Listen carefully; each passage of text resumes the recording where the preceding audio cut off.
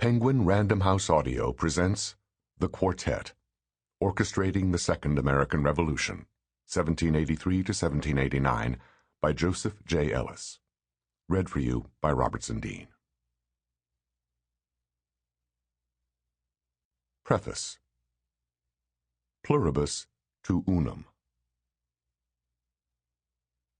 The idea for this book first came to me while listening to 28 middle school boys recite the Gettysburg Address from memory in front of their classmates and proud parents.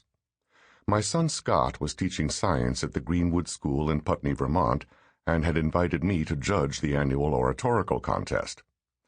I don't remember exactly when it happened, but at some point during the strenuous, if repetitious effort to get Lincoln's words right, it dawned on me that the first clause in the first sentence of Lincoln's famous speech was historically incorrect. Lincoln began as follows: 7 years ago, our fathers brought forth on this continent a new nation. No, not really. In 1776, 13 American colonies declared themselves independent states that came together temporarily to win the war, then would go their separate ways. The government they created in 1781, called the Articles of Confederation, was not really much of a government at all, and was never intended to be. It was instead what one historian has called a peace pact among sovereign states that regarded themselves as mini-nations of their own that came together voluntarily for mutual security in a domestic version of a League of Nations. And once you started thinking along these lines, there were reasons as self-evident as Jefferson's famous truths why no such thing as a coherent American nation could possibly have emerged after independence was won.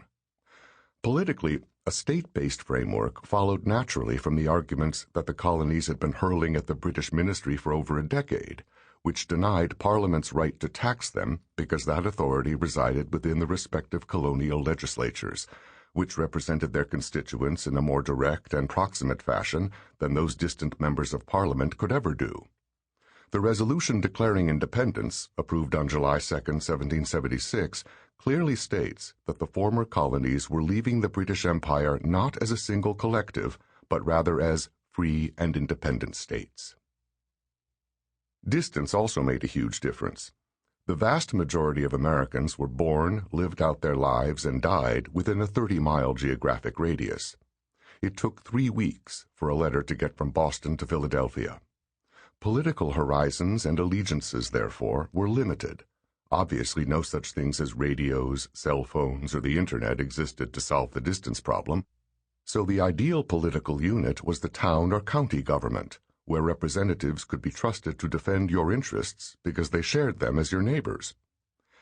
Indeed, it was presumed that any faraway national government would represent a domestic version of Parliament, too removed from the interests and experiences of the American citizenry to be trusted.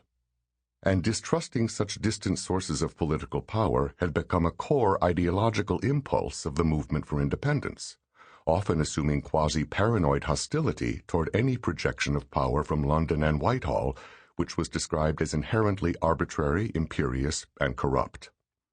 And so, creating a national government was the last thing on the minds of American revolutionaries, since such a distant source of political power embodied all the tyrannical tendencies that patriotic Americans believed they were rebelling against. In 1863, Lincoln had some compelling reasons for bending the arc of American history in a national direction, since he was then waging a civil war on behalf of a union that he claimed predated the existence of the states. This was a fundamental distortion of how history happened, though we may wish to forgive Lincoln, since it was the only way for him to claim the political authority to end slavery. Truth be known, nationhood was never a goal of the War for Independence, and all the political institutions necessary for a viable American nation-state were thoroughly stigmatized in the most heartfelt convictions of revolutionary ideology. The only thing holding the American colonies together until 1776 was their membership in the British Empire. The only thing holding them together after 1776 was their common resolve to leave that empire. Once the war was won, that cord was cut, and the states began to float into their own, at best, regional orbits. Any historically informed prophet who was straddling that post-war moment could have safely predicted that North America was destined to become a Western version of Europe, a constellation of rival political camps and countries, all jockeying for primacy. That, at least, was the clear direction in which American history was headed. To say that something happened to change that direction is obviously inadequate.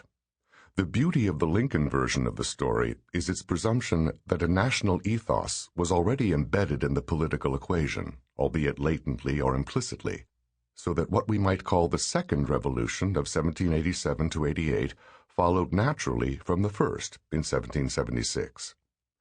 But for all the political, ideological, and demographic reasons already noted, the transition from the Declaration of Independence to the Constitution cannot be described as natural.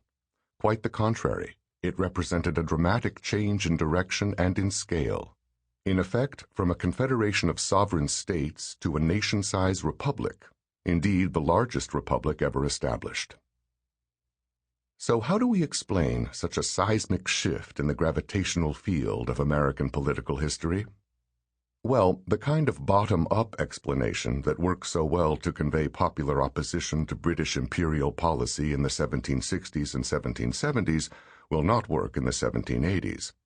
Mobs did not appear, urging the creation of a fully empowered American nation. Quite the opposite. The dominant historical forces in the 1780s were centrifugal rather than centripetal, meaning that the vast majority of citizens had no interest in American nationhood. Indeed, they regarded the very idea of a national government as irrelevant to their local lives and ominously reminiscent of the British Leviathan they had recently vanquished. There was no popular insurgency for a national government because such a thing was not popular. The obvious alternative explanation is top-down. All democratic cultures find such explanations offensive because they violate the hallowed conviction that, at least in the long run, popular majorities can best decide the direction that history should take. However true that conviction might be over the full span of American history, and the claim is contestable, it does not work for the 1780s, which just might be the most conspicuous and consequential example of the way in which a small group of prominent leaders, in disregard of popular opinion, carried the American story in a new direction. There is an ironic precedent for this argument. During the first half of the 20th century, Charles Beard and his disciples, chiefly Merrill Jensen, created a school of thought called the Progressive School that dominated our understanding of the Revolutionary era. While much of their work has not aged well, chiefly its claim that the founders were driven primarily by economic motives, two features of their storyline remain abidingly relevant.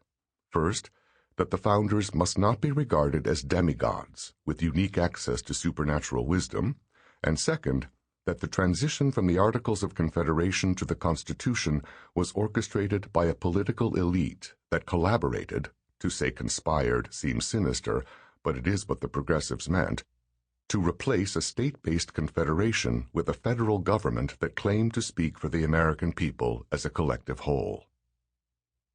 In virtually every other respect, the narrative offered in the pages that follow veers in a different direction from the progressive interpretation. My sense is that the most prominent leaders of this founding elite were driven by motives that were more political than economic, chiefly the desire to expand the meaning of the American Revolution so that it could function on a larger, indeed national scale. The great conflict, as I see it, was not between aristocracy and democracy, whatever those elusive categories might mean, but rather between nationalists and confederationists, which is shorthand for those who believed that the principles of the American Revolution could flourish in a much larger political theater, and those who did not. Finally, my version of the story regards the successful collaboration of this small cadre not as a betrayal of the core convictions of the American Revolution, but rather as a quite brilliant rescue. My argument is that 4 men made the transition from Confederation to nation happen. They are George Washington, Alexander Hamilton, John Jay, and James Madison. If they are the stars of the story, the supporting cast consists of Robert Morris, Gouverneur Morris, no relation, and Thomas Jefferson. Readers can and should decide for themselves, but my... Sample complete. Ready to continue?